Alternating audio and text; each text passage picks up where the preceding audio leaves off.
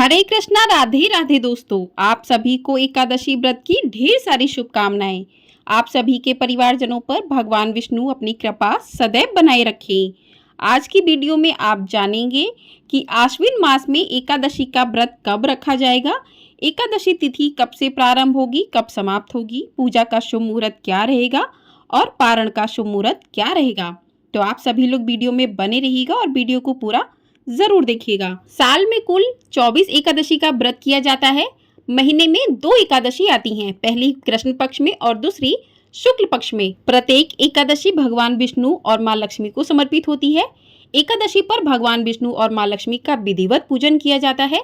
कहते हैं कि एकादशी का व्रत रखने से भक्तों की सभी मनोकामनाएं पूर्ण होती हैं और उसे अंत में मोक्ष की प्राप्ति भी होती है। हिंदू धर्म में आश्विन मास की पहली एकादशी व्रत का बहुत अधिक महत्व होता है। इसे इंदिरा एकादशी के नाम से भी जाना जाता है। यह व्रत भगवान विष्णु को समर्पित होता है।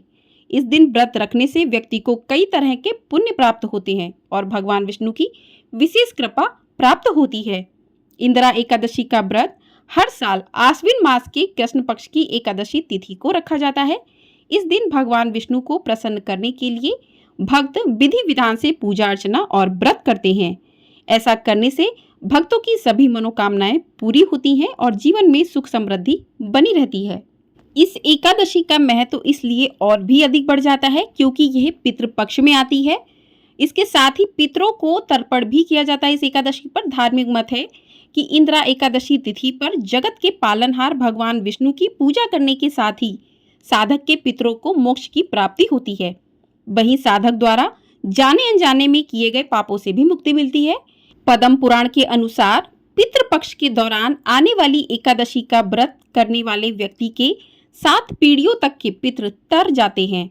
इंदिरा एकादशी का व्रत करने वाला व्यक्ति सभी सुखों को भोग कर अंत में स्वयं मोक्ष को प्राप्त करता है और वह बैकुंठ धाम को जाता है। इस व्रत के पुण्य प्रभाव से स्वयं के लिए भी स्वर्ग लोक के मार्ग खुलने की मान्यता है। पुराणों में यह भी बताया गया है कि भगवान श्री कृष्ण ने खुद धर्मराज युधिष्ठिर को इस व्रत का महत्व बताया था। माना जाता है कि इस व्रत को करने से यमलोक से मुक्ति मिल जाती है। इससे पितरों का उद्धार होता है और हर तरह के पाप मिट जाते हैं। आइए अब जान लेते हैं कि एकादशी तिथि कब से प्रारंभ हो रही है। तो एकादशी तिथि प्रारंभ होगी 27 सितंबर शुक्रवार दोपहर 1:20 से और एकादशी तिथि समाप्त होगी 28 सितंबर शनिवार दोपहर 2:49 पर। तो 27 सितंबर की दोपहर में एकादशी तिथि लगेगी और 28 सितंबर की दोपहर में ही एकादशी तिथि समाप्त हो जाएगी। ऐसे में उदया तिथि के अनुसार साल 2024 में आश्विन कृष्ण पक्ष की इंदिरा एकादशी का व्रत 28 सितंबर दिन शनिवार को रखा जाएगा और इसी दिन भगवान विष्णु और माँ लक्ष्मी का विधिवत पूजन किया जाएगा। इस एकादशी पर पूजन करने से पितरों को भी शांति मिलती है और उनका आशीर्वाद जो है बना रहता है। आइए अब जानते हैं पूजा के शुभ मुहूर्त के बारे में। तो ब्रह्म मुहूर्त रहेगा सुबह 4:36 से लेकर 5:24 तक और अभिजीत मुहूर्त रहेगा सुबह 11:47 से 12:24 तक। राहु काल रहेगा सुबह 9:11 से लेकर 10:41 तक। तो ऐसे समय में कोई भी पूजा पाठ नहीं किया जाता है। तो इन 2 शुभ मुहूर्त में आप जो है एकादशी की पूजा कर सकते हैं। अब जानते हैं पारण के शुभ मुहूर्त के बारे में। तो पारण का शुभ मुहूर्त जो है 29 सितंबर दिन रविवार को किया जाएगा पारण। 28 को व्रत किया जाएगा और 29 को पारण किया जाएगा।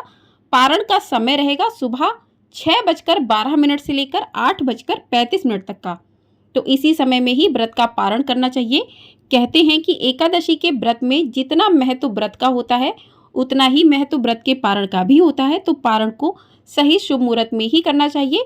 पारण करने से पहले आपको भगवान विष्णु की, माँ लक्ष्मी की फिर से पूजा करनी है।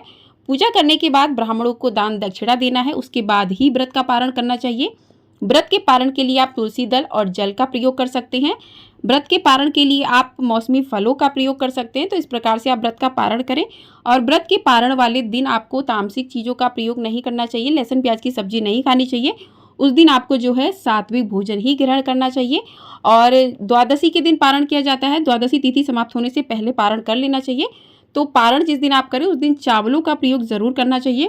कहते हैं कि द्वादशी के दिन, एकादशी के दिन चावल नहीं खाए जाते, लेकिन द्वादशी के दिन, पारण के दिन चावल अवश्य खाना चाहिए। तो आपको बता दें कि इस एकादशी पर दान करने का विशेष महत्व रहेगा। एकादशी इंदिरा एकादशी पर दान का बड़ा महत्व माना जाता है। कहा जाता है कि इस पुण्यकारी अवसर पर अन्न और भोजन का दान सर्वोत्तम है।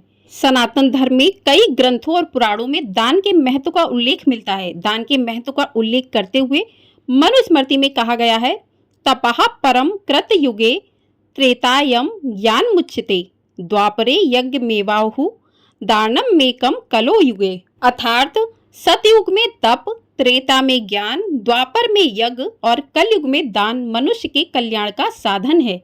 और एकादशी के व्रत में तो दान का विशेष महत्व होता है। बिना दान किए यदि आप व्रत का पारण करते हैं तो वो आपका व्रत अधूरा माना जाता है।